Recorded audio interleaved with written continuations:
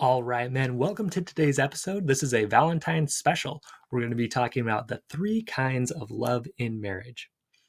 So, first off, wanted to feature a podcast review. This was left by Koerper, Koerper. He says, wonderful and insightful. I look forward to Mike's podcast as he teaches us to be strong, self sufficient, and full of integrity. Well worth the listen. Hey, thank you so much for that review. Guys, wherever you're listening to this, jump on, write out a review. That's what gets this out to more people. If you're enjoying it, share it with people. And yeah, we can keep this growing, help marriages and help men across the world. So quick Valentine's history. I thought this might be kind of fun. So Valentine's Day was started when the Roman Emperor Claudius II decided that single men made better soldiers than those with wives and families. So he actually outlawed marriage for young men. So St. Valentine of the Catholic Church, though, he thought that was not fair, not a good idea. And so he continued to perform marriages between young lovers in secret. Eventually, though, he was found out and put to death by Emperor Claudius. So that's what we're celebrating, right? A guy who said, hey, despite what the world says or the government says, right, we're going to continue to have romantic love and have marriage. So doing it in secret too, like sometimes that heightens excitement. We'll talk about that a little bit later. So the Greeks had about 9 different words for love. One of those was agape, which is like unconditional love or charity, eros, erotic or sexual, romantic love, Philia, which is like companionship, like Philadelphia, city of brotherly love, more like a companionship, though, is how we're going to look at it. Storge, which is like natural affection between family members. Philutia, self-love, regards for one's own happiness or advantage. Ludus, like a playful, flirtatious love, like a crush or a fling. Pragma, committed, compassionate love. Xenia, which is like hospitality. Mania, which is like an obsessive type love, like stalkers, people that end up like outside of celebrities' houses, that kind of thing. So we're going to look at the 3 that I think are most important in marriage, but this is kind of a cool thing to go look at if you're interested. But what we're going to look at today is agape, philia, and eros. So agape is that unconditional love, or what I call God's love for us. So in my opinion, it belongs in marriage, but it's not quite how you might think. So it's a love that's unconditional. It's given freely, right? It's given equally to all of God's children. Like Matthew 5:45 talks about how God's sun shines upon the evil and on the good. So it's out there. It's for everybody. It's not dependent on your behaviors, right? It's amazing. It's an amazing feeling to know how much God loves you and cares about you, no matter what, right? Like as much as you love your kids and feel like it's unconditional for them, it's even bigger, from God, that he has that infinite care for us. So the book You Are Special by Max Lucado, I've talked about that before, but a great one to go through to understand this better, that we're all equal, right? That whatever we accomplish or don't accomplish, or if we choose to follow what's right or if we don't, we're still made by the same person. He still values us. And what matters most is what he thinks. And we're special because he made us, because God made us, right? Now, if you're not a religious person, just understanding we all have value as humans, right? And there's an inherent worth in us because of that. It's not conditional. If you look at a baby, like one baby is not more valuable than the other. I think we can see that pretty clearly. So here's the key, though. What you need to understand is that this kind of love you need to access from God or from the universe or from some kind of infinite source, and not expect it from your wife, or for the wives listening, not expect it from your husband. Okay. So the way you'll know if you're trying to get this from your spouse is if you're saying stuff like, can't you just accept me for who I am? Or if you did something really problematic, like an affair, or, just did something really rude or bad to hurt your wife, if you're just saying, can't you just forgive me? Can't we just get past this? Can't we just move past this? That's who I am. Can't you just love me for who I am? That's when you're going for this agape kind of love, right? A love that is unconditional. The thing is, that's not realistic. Okay. Um, your spouse can't and really should not give you that kind of unconditional love. Okay. Your job is to be a great choice to be with. Okay. Like, we're going to talk about the other types of love, but this unconditional love sort of belongs in a marriage, but it belongs in the way that you're going to get that from God or from the universe or from an infinite source and not from your spouse. Okay.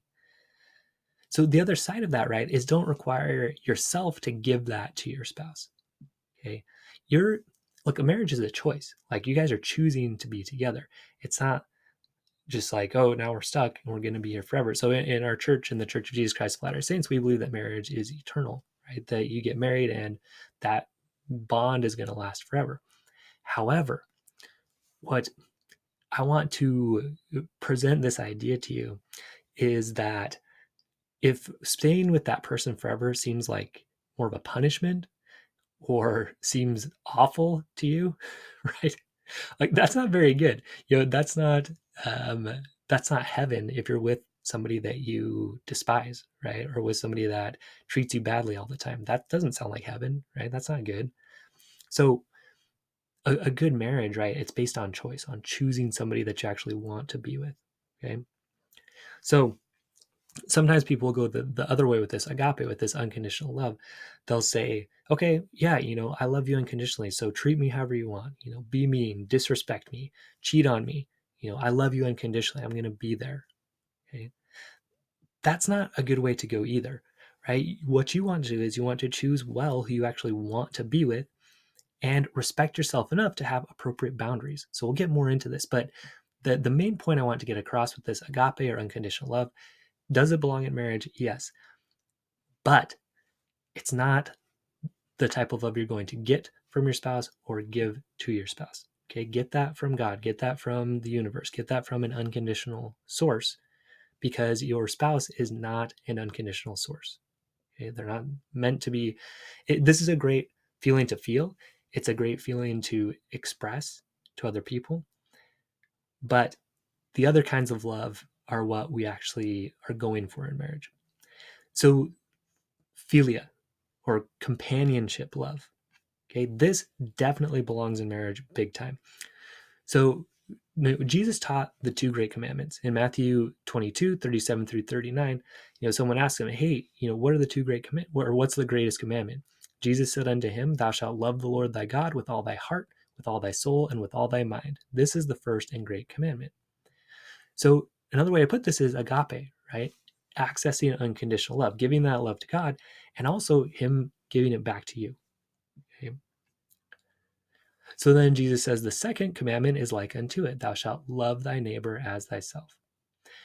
So to me, this is philia, right? A love that's between equals, okay? A love that's chosen among many potential candidates. Okay, so there's 7 billion people in this world. You chose, you chose one to be with as your companion, okay? For as far as a marriage goes. Okay. The other thing with philia, right, is it doesn't have to be confined to just marriage. Okay. This is a companionship. This is the people that you want to journey through life together with. It can be friends, it can be family, right? People that you want with you on that journey. Okay. So another scripture I wanted to bring up is Ephesians 5:25 in the New Testament. It says, husbands, love your wives, even as Christ also loved the church and gave himself for it. So this is another place where I feel like people get mixed up, right? What that looks like is, sacrifice yourself, give yourself up, give up what you want, destroy your own life to serve your wife, is sometimes how that gets interpreted. Kind of going back to that agape idea, like lay down your life for your wife, right? Or your husband. But just keep reading though. If you keep reading in this exact same chapter, okay, in verses 28 through 33, he teaches, so ought men to love their wives as their own bodies. He that loveth his wife loveth himself. For no man ever yet hated his own flesh, but nourisheth and cherisheth it, even as the Lord the church. For this cause shall a man leave his father and mother, and shall be joined unto his wife, and they two shall be one flesh. So this idea of, in this context, right, joining and being one flesh is like, love your wife just as much as you love yourself. Like, you're one body. You pretty much take care of your body. You're not stomping on your own foot or breaking your own fingers. You care about your body. And same way, you want to treat your wife the same way. Take care of her. Treat her well. Don't hurt her, right? Okay.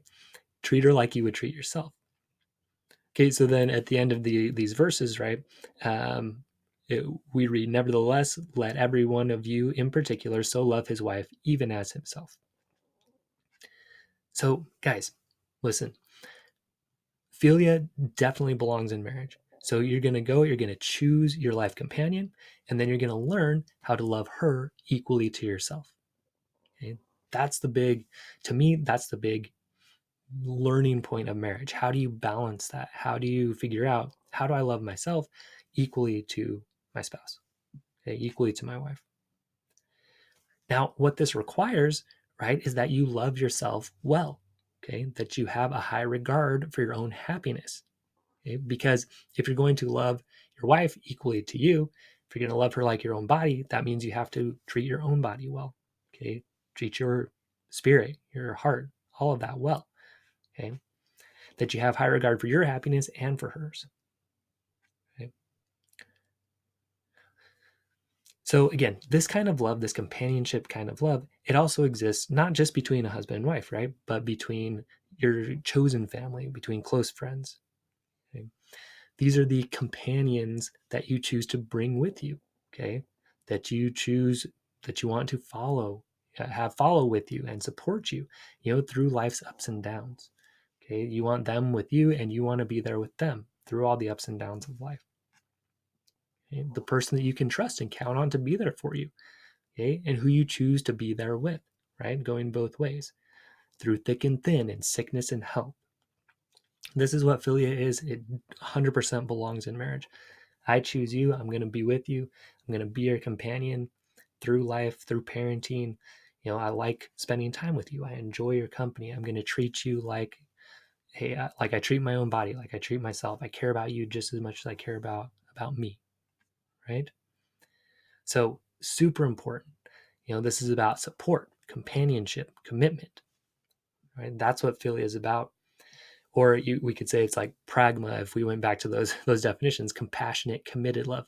I'm committed to you. I care about you. I'm going to be with you. Okay, it's solid. It feels good. It's important. It needs to be there in marriage, 100%. So another quick point on this, right, is you can choose to be this for your spouse, right? You can choose to be their companion, to be there for them in sickness and health, to, ride or die, right? Be there with them. But you can't force them to choose to be your companion. Okay. This is an act of choosing, where agape was unconditional. Philia involves choosing. I want you to be my companion. Okay. I'm going to be your companion, and I'd like you to be mine. But then they also need to choose you back. Okay, yeah, I'm going to be your companion too. I'm going to be supportive to you. I'm going to care about you. I'm going to love you like I love my own body. Okay. So you can say, I'll be that for you, but for it to work well, they need to choose to be that for you as well. Okay. It needs to go both ways for Philia to work well. Okay. Agape doesn't. That can just go one way. God loves us even if we hate him, right? Philia, choice.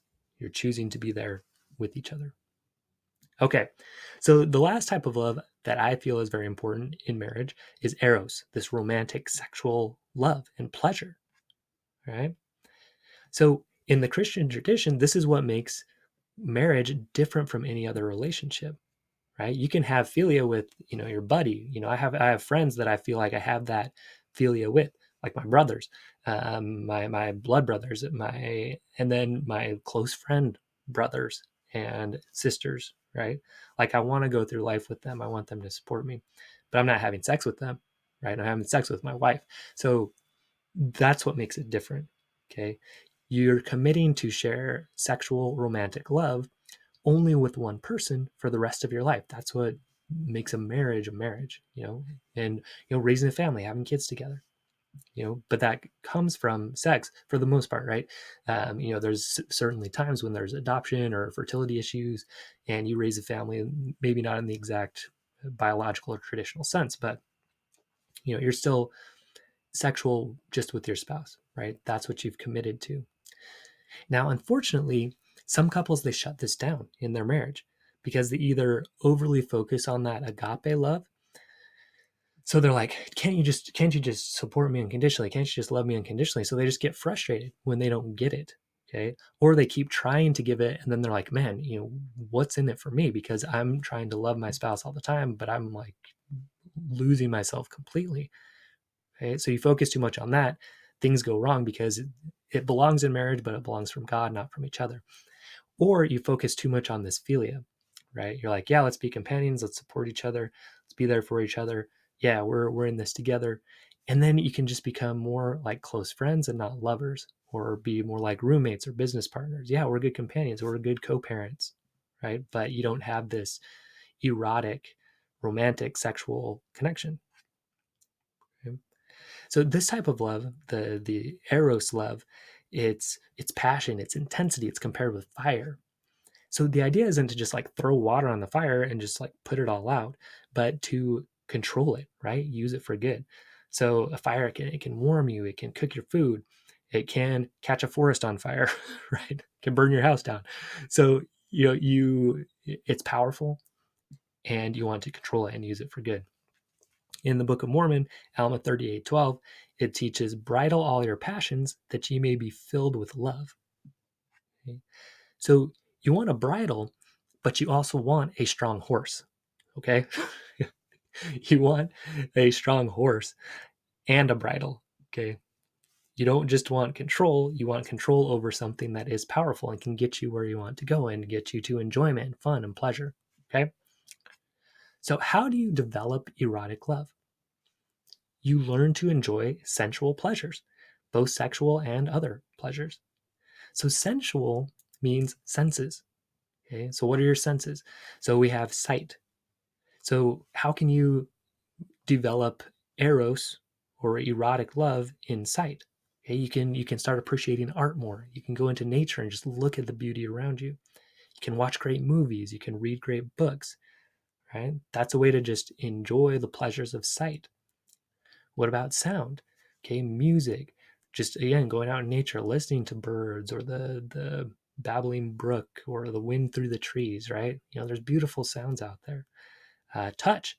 So sexual touch can definitely be a part of that. Learning to enjoy that pleasure that comes from that. Even just holding hands, massage, right? There's all kinds of different touches. Just feeling the different textures of things. Enjoying that. What about taste? Right? So enjoying food. You know, um, Even like the taste of a kiss.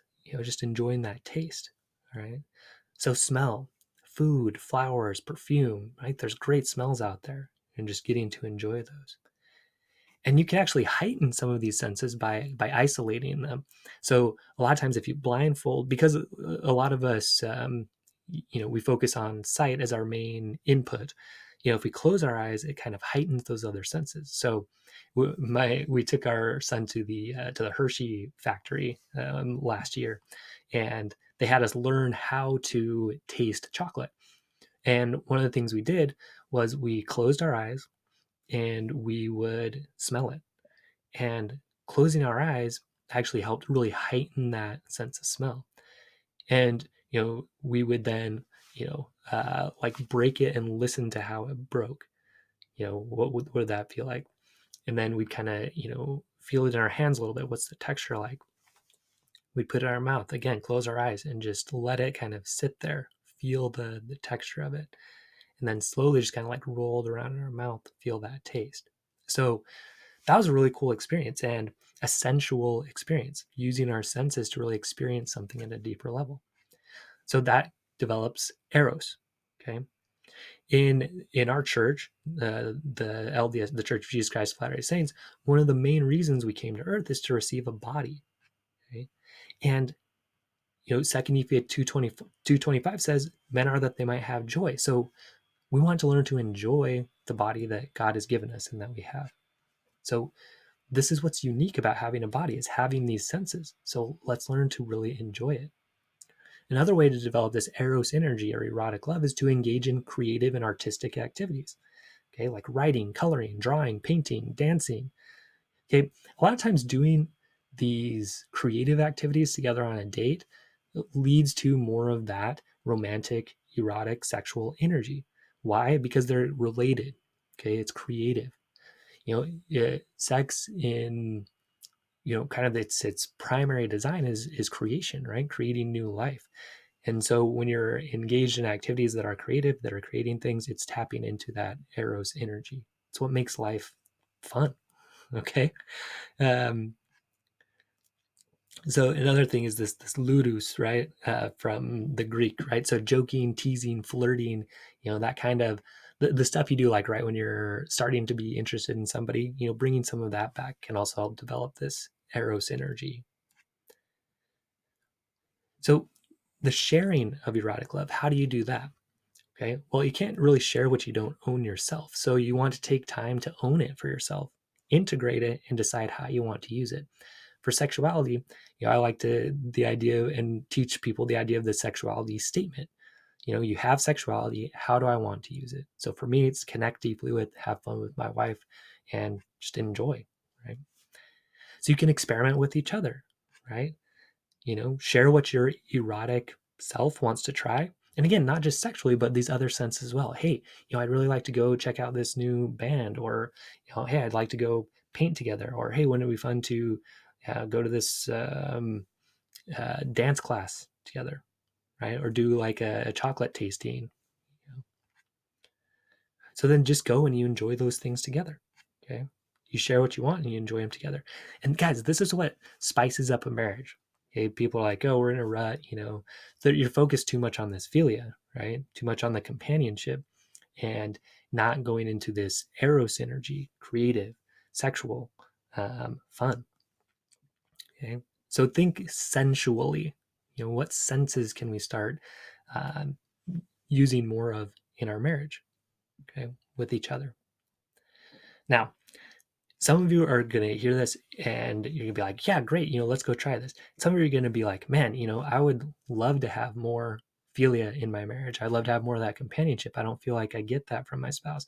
Or like, man, I'd love to have more of that Eros energy. I'd love to have sexuality be more a part of our marriage, but I just don't think my wife's going to be into that, or my husband's going to be into that. So what do you do in that situation? First of all, you need to double check that you're providing and offering love in an attractive way. So if you are wanting more of that Eros energy, okay, maybe you don't jump straight from not saying anything about sex all day to just when night comes, hey, do you want to have sex? Okay, that's not super attractive. Think about all these senses, right? How do I integrate sensuality into my marriage more? How do I bring creativity in? How do I, show her I care about her, not just sexually, but also in this philia way, in the companionship way. Okay. So double check yourself. Am I really approaching my wife in a way that I'm showing I want to be with her through thick and thin? And am I showing her that I am attracted to her sexually, that I find her appealing, that I want to be with her in that way? Am I approaching sex in a way that is consistent with who I want to be? Or is there an element of using and just kind of using her body to get what I want? So you need to look really closely at all of that first. Okay, figure out what's going on and even ask for feedback, from your wife. Say, hey, well, let me get into that more directly. So when you're going to want to make a clear request. Okay. A lot of you probably have not told your spouse clearly what you want, and maybe it just hasn't been too clear to you. Hopefully this can maybe help clarify some of the things you're looking for. Maybe you're looking for more philia, more companionship, more of feeling like they're there with you, more supportive of you. Or maybe you're looking more for that Eros, the fun, the excitement, the sexuality that's not there as much. Okay. And hopefully this will help you put some words to that. But here's how you make a clear request, right? So you say, here's what's happening in the marriage from my perspective. Okay, when I share an opinion with you, I don't feel like you really listen, or really not having sex very often. Okay, and then you go into here's what I think about it, and here's how I feel about it. Okay, so when I talk and you don't really listen to what I'm saying, I feel like I'm not important to you. I feel like our marriage isn't really the way I want it to be. Or, when I approach you for sex and you continually say no, I feel dismissed. I feel like, you know, this isn't the type of marriage that I want, right? With no intimacy, no sexual intimacy. So then you say, here's what I'd like to have happen and why. Okay. So when I talk, I would love it if you would take the time to really listen and kind of, just show that you value what I'm saying. Or, I'd like to have sex more often. And, here's why, right? I want that because I think we'll be more connected at the end of it. I think we'll be able to enjoy our lives better because of that. Um, so for either one of those, that could be the why, right? I want more connection. I want to feel like, we're on this journey together and having a good time of it. Okay. So that's maybe a good way to put these two types of love, right? Philia is we're on this journey together. Eros is we're having fun doing it. Okay? That's what you want. You want to be together and be having a good time with it and enjoying it. Okay? Not that it's always going to be fun, but you want it to be fun sometimes or even a lot of the time, right? And then you say, are you willing to try that with me? Okay. That's how you make a request. Here's what's happening. Here's what I think about it.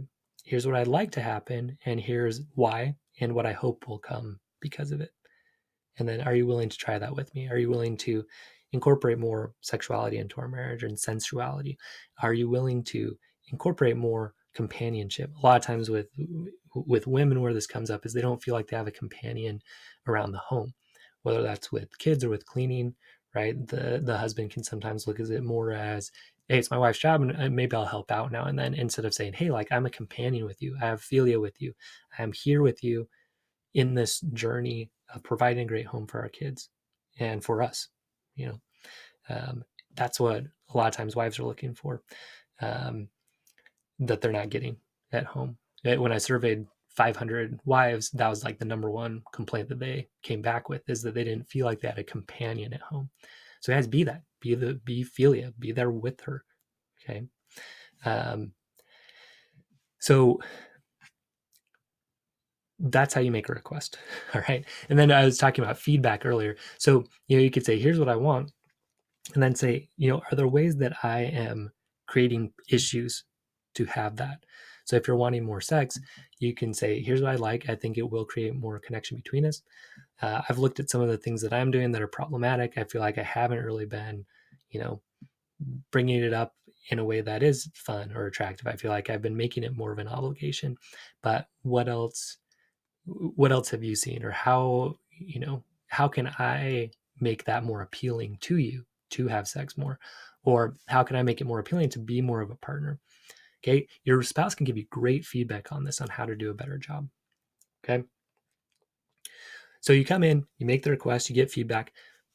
Guys, a lot of the time you're going to get your request granted by approaching it this way.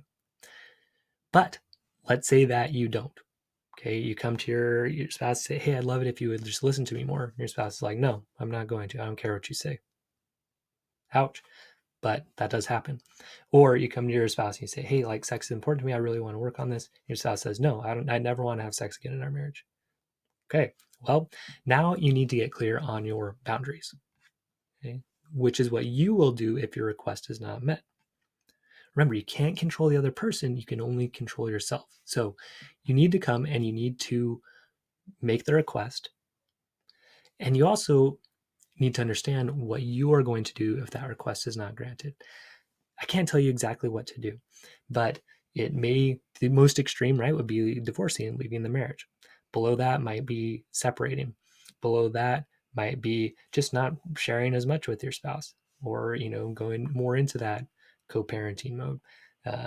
It might be spending more time with other friends and not as much time with your spouse. Okay. These are all kind of varying degrees of a boundary you might set. Okay. But the point is, a good boundary, it comes from a place of feeling solid in who you are and what's important to you, and not from trying to manipulate or control the other person. So if you're wanting your spouse to listen to you more, a bad boundary would be saying like, hey, if you don't listen to me, I am going to, smack you in the face. Or, hey, if you don't listen to me, I'm going to burn all your food, right? And give you burnt food, when I cook it.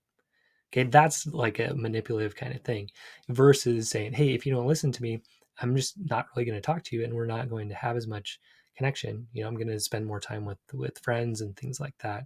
Um, and it may be, you may say, hey, um, because you're not really willing to value me in that way, I'm not going to be providing as much in terms of, um, you know, uh, doing your laundry or, cleaning or whatever.